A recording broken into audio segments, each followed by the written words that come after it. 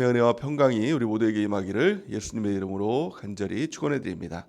오늘 말씀은 빌립보서 1장 1절에서 2절 말씀을 근거로 하나님의 시민권을 가진 자라는 제목으로 하나님 말씀 증거하겠습니다. 이 땅에서 하늘의 시민답게 사는 법, 빌립보서 강의 첫 번째 시간입니다.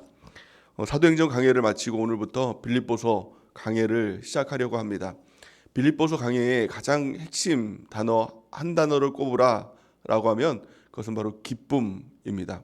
성경에는 이 기쁨이라는 단어에 대해서 굉장히 강조를 합니다.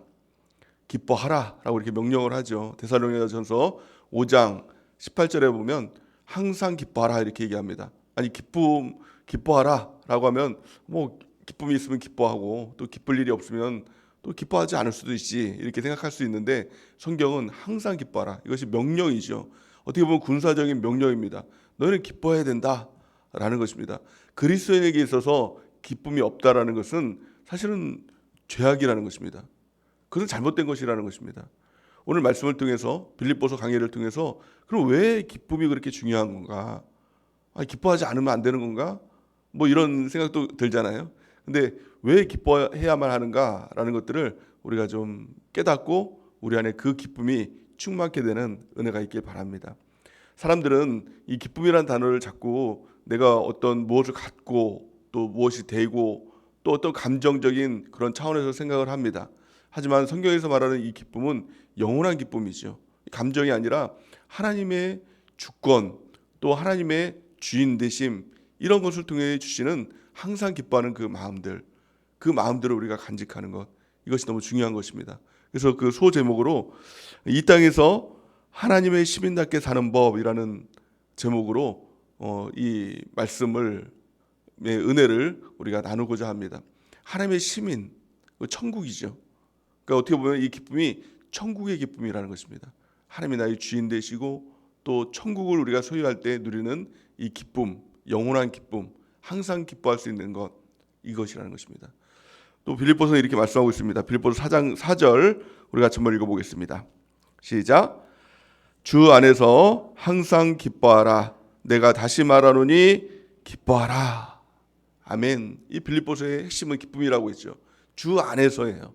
주 안에서. 그 주 밖에서는 기쁨이 없다는 것입니다. 주 안에서 항상 기뻐하라라는 것입니다. 우리 안에 기쁨이 없다면 신앙생활하면서도 기쁨이 없고 또 예수님을 믿는다라고 하면서도 기쁨이 없다면 우리의 위치를 점검해 봐야 된다는 것입니다. 주 안에 있는가? 혹시 주 밖에 있는 것은 아닌가라는 것입니다.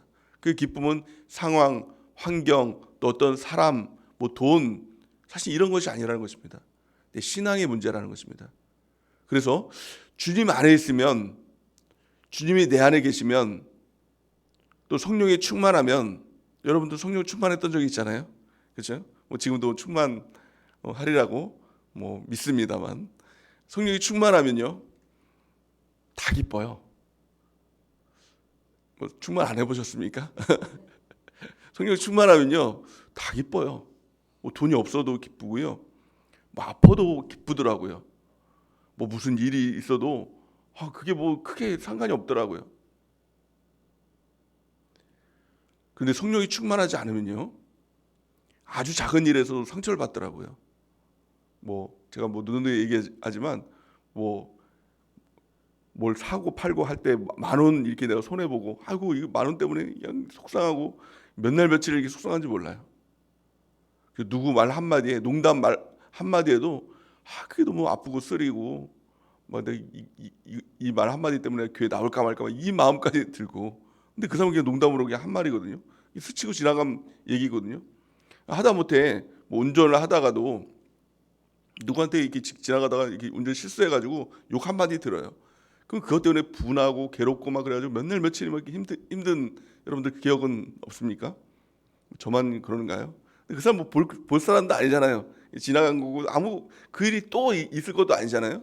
근데 그게 막 괴롭고 힘들고 막 그렇습니다. 근데 가만히 바라보면 그 상황 때문에 그런 것 같고 환경 때문에 그런 것 같고 그 사람 때문에 그런 것 같고 또 그 일 때문에 그런 것 같고 자꾸 이런 생각이 들지만 가만히 바라보면 사실 내 마음의 문제예요.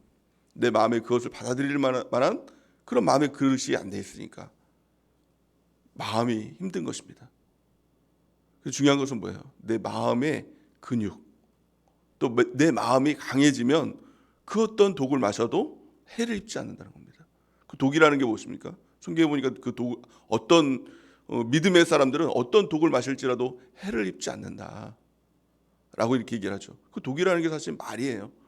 잠언서를 보면 말하는 게 독이라고 얘기하거든요. 근데 우리 마음에 믿음이 있으면 그 어떤 누구의 말을 들어도, 그 어떤 말을 들어도 상처를 입지 않는 것입니다. 죽지 않는 것입니다. 강해지는 것입니다. 그 어떤 상황 가운데서도 그것이 나에게 내 기쁨을 뺏어갈 수 없는 것입니다. 가난해도 기쁩니다. 뭐 어떤 아파도 기쁩니다.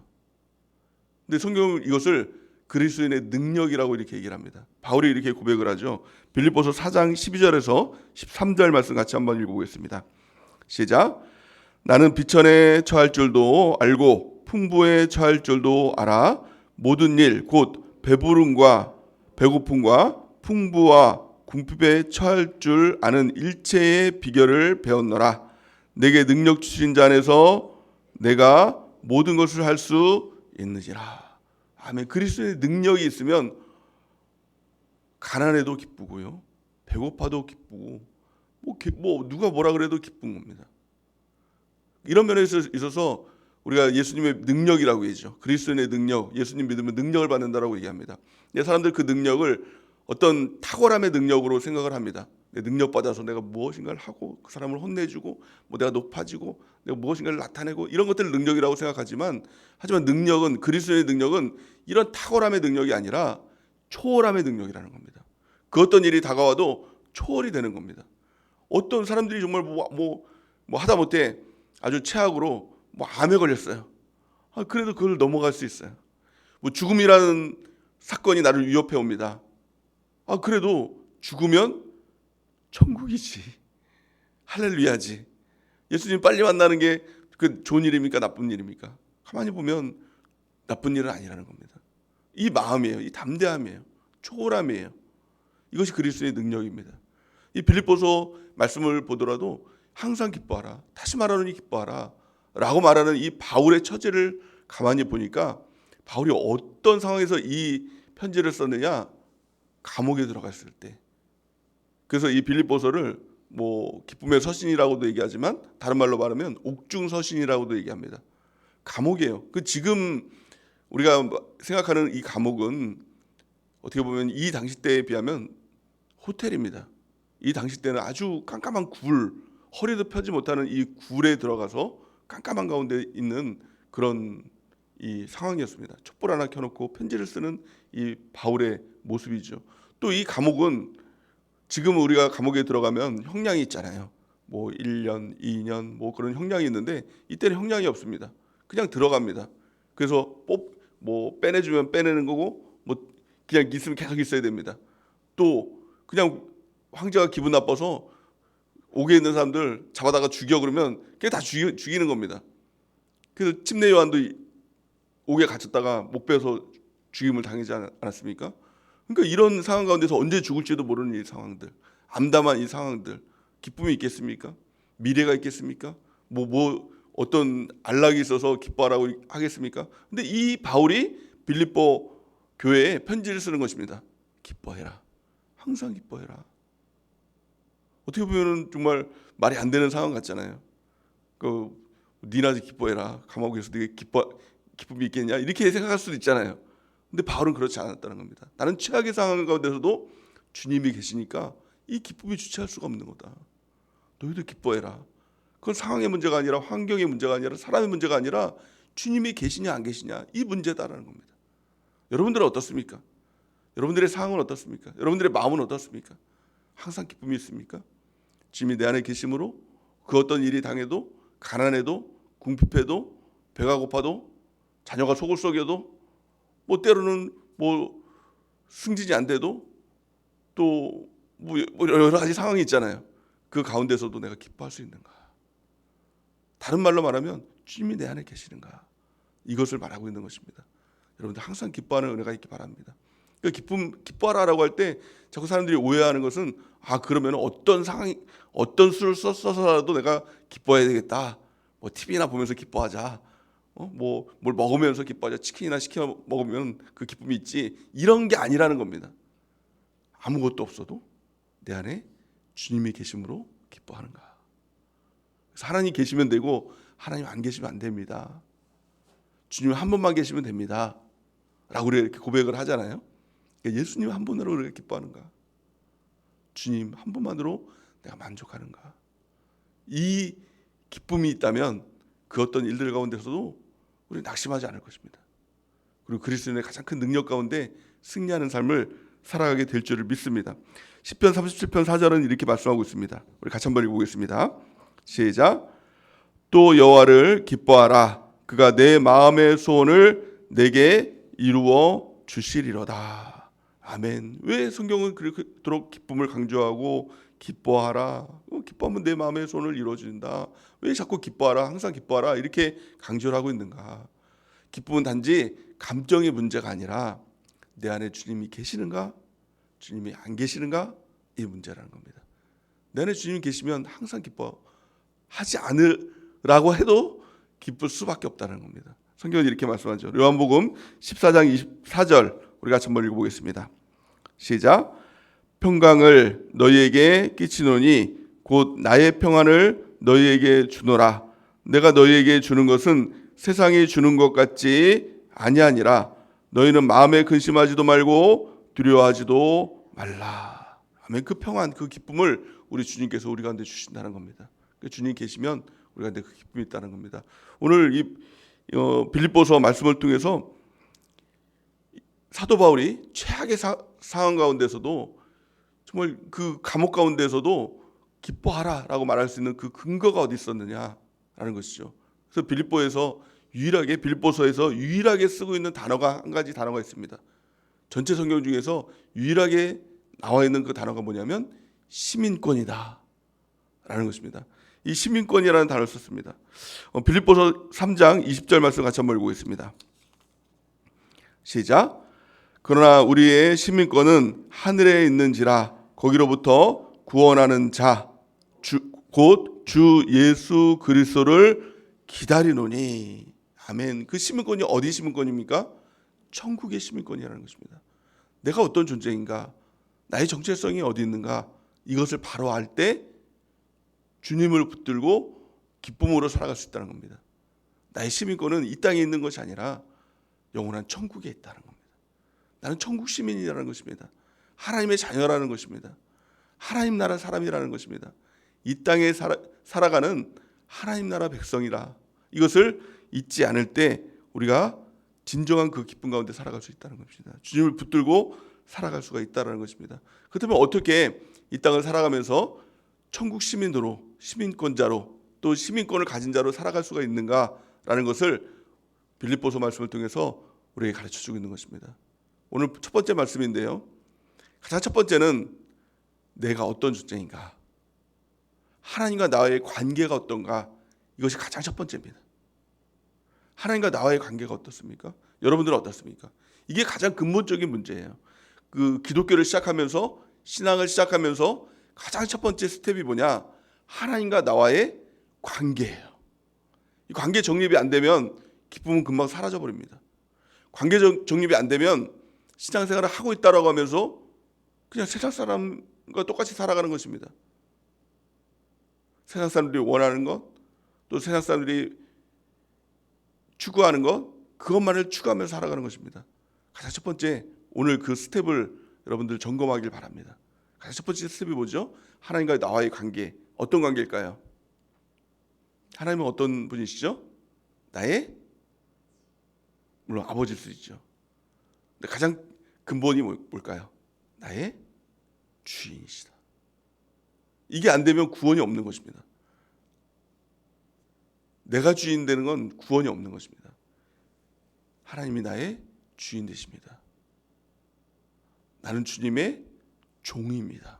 이게 가장 첫 번째입니다. 오늘 그 고백이 있습니까?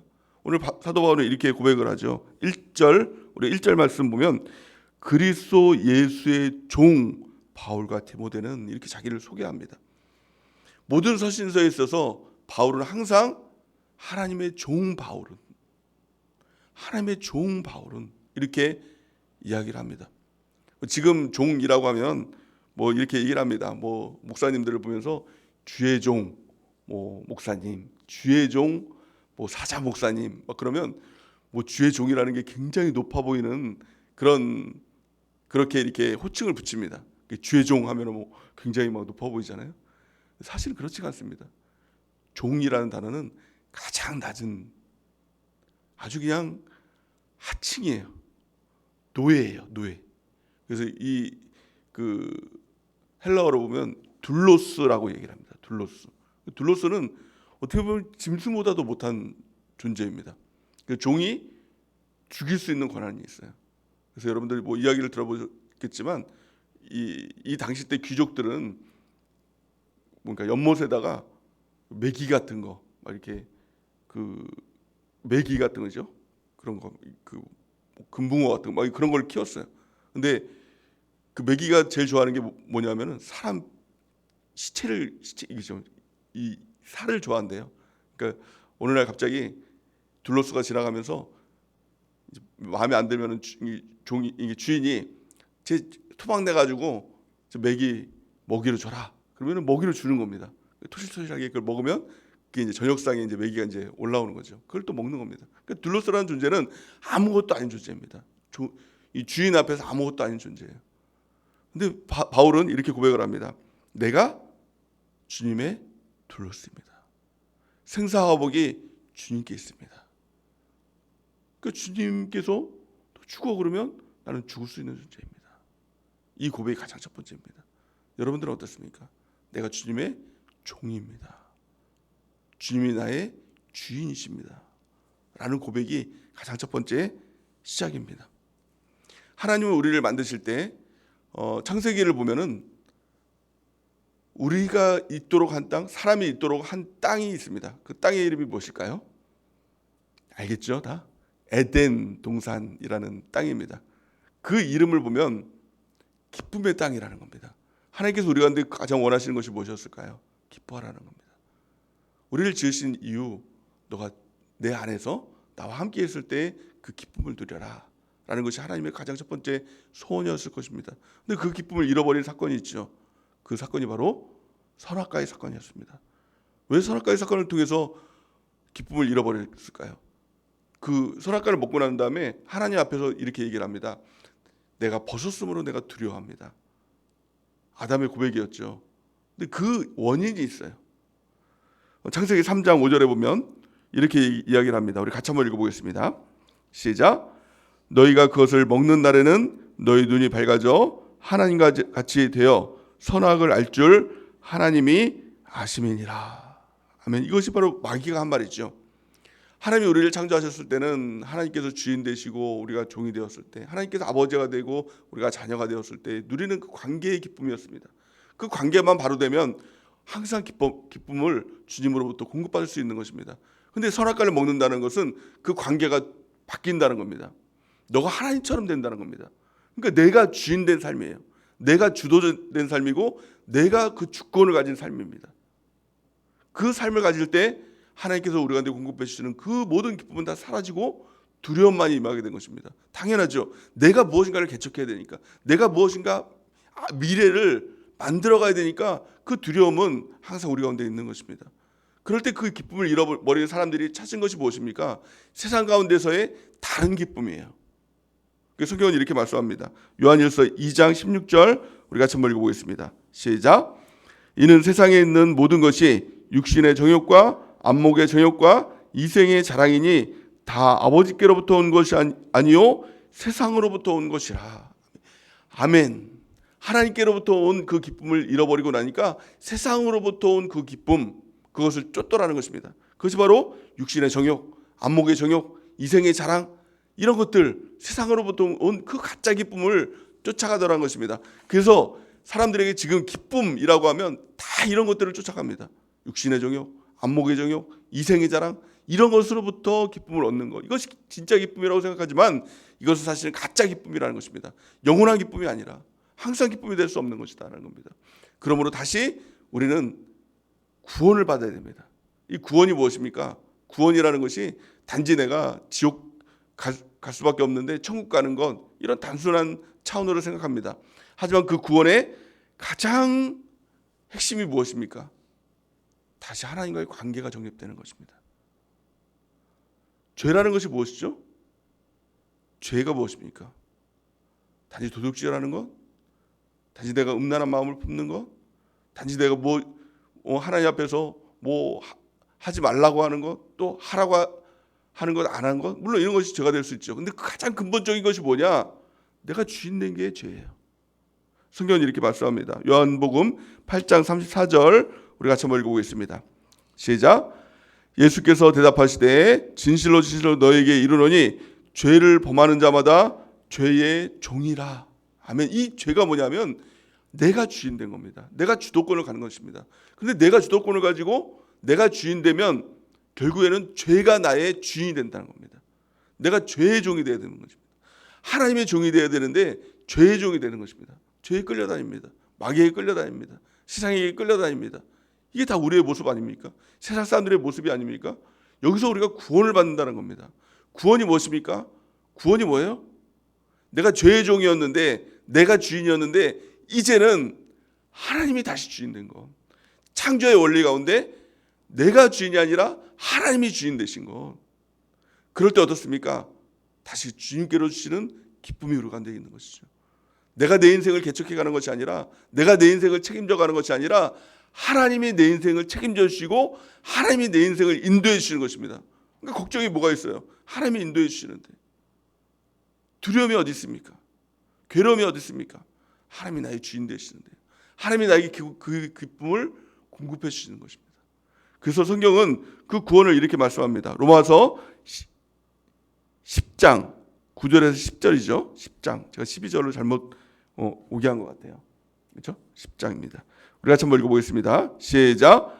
내가 만일 내 입으로 예수를 주로 시인하며 또 하나님께서 그를 죽은 자 가운데서 살리신 것을 내 마음에 믿으면 구원을 얻으리라. 사람이 마음으로 믿어 의에 이르고 입으로 시인하여 구원에 이르느니라. 아멘. 구원이 무엇입니까? 예수님이 나의 주인이십니다. 이것을 믿는 것입니다. 이것을 시인하시는 것입니다. 그것이 구원이에요. 구원은 다른 것이 아닙니다. 관계 정립입니다. 하나님과 나의 관계. 처음에 하나님께서 그 관계를 만들어 놓았던 것이 꼬인 거예요. 근데 그 구원은 주님이 나의 주인이십니다. 나는 주님의 종입니다. 이 마음을 다시 갖는 것입니다. 오늘 새벽 예배를 통해서 우리 구원을 점검하기 바랍니다. 내가 정말 종으로 살아가고 있는가? 내 마음에 주님께서 주시는 기쁨으로 충만한가? 주님이 나의 정말 주인이신가? 이것을 우리가 점검하고, 아니 그렇지 않다면 회개하고 돌이킵니다. 다시 하나님이 나의 주인 되어 주옵소서. 나는 주님의 종입니다. 이 고백 가운데 우리가 진솔한 마음으로 주님 앞에 회개하고 돌이켜서 그 관계 정립을 하는 귀한 시간이 되는 은혜가 있길 바랍니다. 그래서 하나님께로부터 주시는 기쁨으로 충만한 그 은혜가 넘치기를 바랍니다. 두 번째, 우리가 그 하나님의 하늘의 시민권자로 살아가는 이 방법이 뭐냐는 것입니다. 또 그 기쁨을 소유할 수 있는 방법이 무엇이냐는 것입니다. 그것은 한마디로 말하면 은혜입니다. 하나님의 은혜, 그리고 그 다음에 평강, 이것을 말하고 있는 것이죠. 우리 2절 말씀 같이 한번 읽어보겠습니다. 2절 시작. 하나님 우리 아버지와 주 예수 그리스도로부터 은혜와 평강이 너에게 있을지어다. 아멘. 이 사도 바울은 모든 서신서에 있어서 이 두 가지를 꼭 반드시 이야기를 했습니다. 내가 하나님의 종이다. 하나님의 종인 바울, 이렇게 표현을 했고요. 두 번째는 은혜와 평강이 너에게 있을지어다 라고 이렇게 얘기했습니다. 그러니까 사도 바울에게 있어서 가장 중요한 것은 은혜와 평강이었습니다. 은혜와 평강, 이 순서가 중요합니다.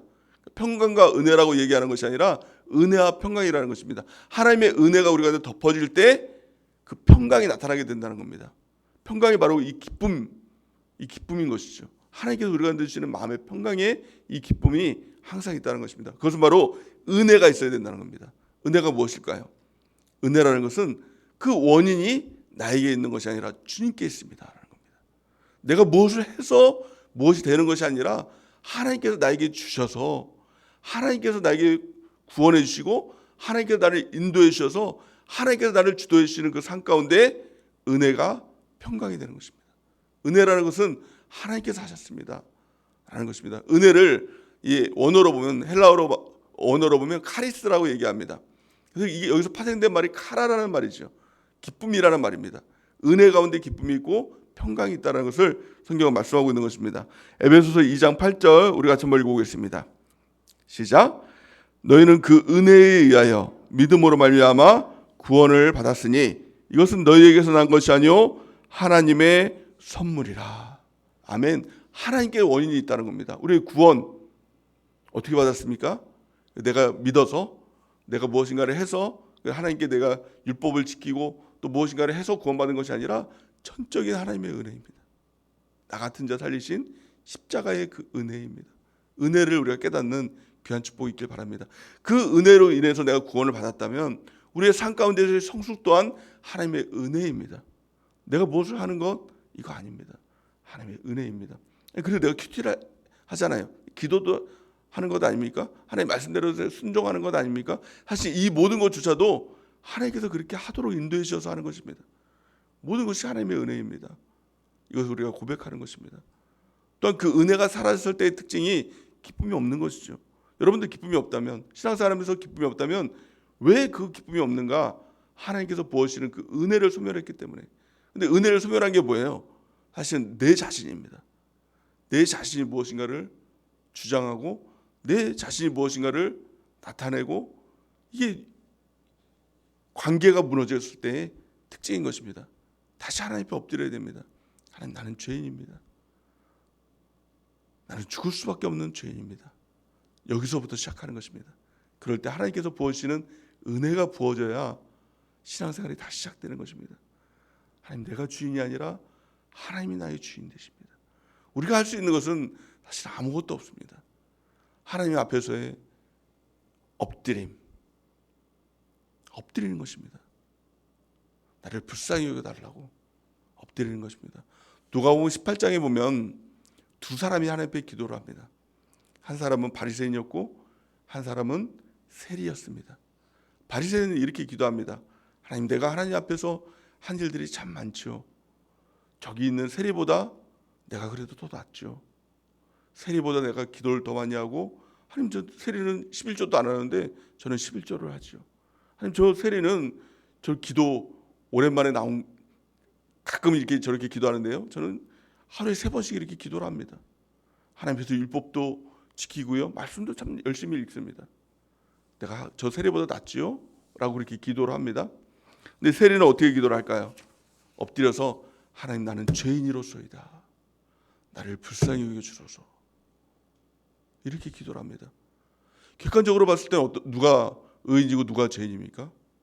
아마 지금 보면 아이고, 세리는 아마 저기 굉장히 좀 신실한 뭐 집사님이나 뭐 장로님이나 목사님쯤 되는 것 같고, 저 세리는 주일 성도도 잘 안 하는 그냥 날라리 신자 같고, 이렇게 사람들이 볼 때는 그렇게 볼 수도 있습니다. 근데 성경은 참 놀랍게 이렇게 얘기합니다. 의롭게 여김을 받은 자는 바리새인이 아니라 세리였다라고 이렇게 기록합니다. 우리가 할 수 있는 하나님 앞에서의 최고의 고백이 무엇입니까? 내가 무엇을 했다, 이게 아닙니다. 이건 다 바리새인입니다. 하나님, 나는 죄인이로소이다. 나를 불쌍히 여겨주소서. 여기로부터 시작되는 것입니다. 오늘 이 기도로부터 시작하길 바랍니다. 그리고 하나님께 의롭다함을 얻는 우리 모두가 되는 은혜가 있길 바랍니다. 나는 종입니다. 나는 은혜가 필요합니다. 나로서는 살아갈 수 없습니다. 나는 죄인이로소이다. 아니, 나는 죄인입니다. 나를 불쌍히 여겨주소서. 나를 긍휼히 여겨주소서. 여기로부터 하나님의 은혜가 임하는 것입니다. 오늘 이 새벽에도 하나님 앞에 이 엎드림 가운데 나가길 바랍니다. 철저히 하나님께 엎드리고, 그 기쁨 또한 내가 만들어내는 기쁨 아닙니다. 내 안에서 나오는 기쁨이 아닙니다. 하늘로부터 주시는, 하나님께서 우리 가운데 부어주시는 하나님께서 나를 불쌍히 여겨주실 때 그 부어지는 그 은혜라 가운데 우리가 그 기쁨으로 충만케 되는 그 은혜가 있길 바랍니다.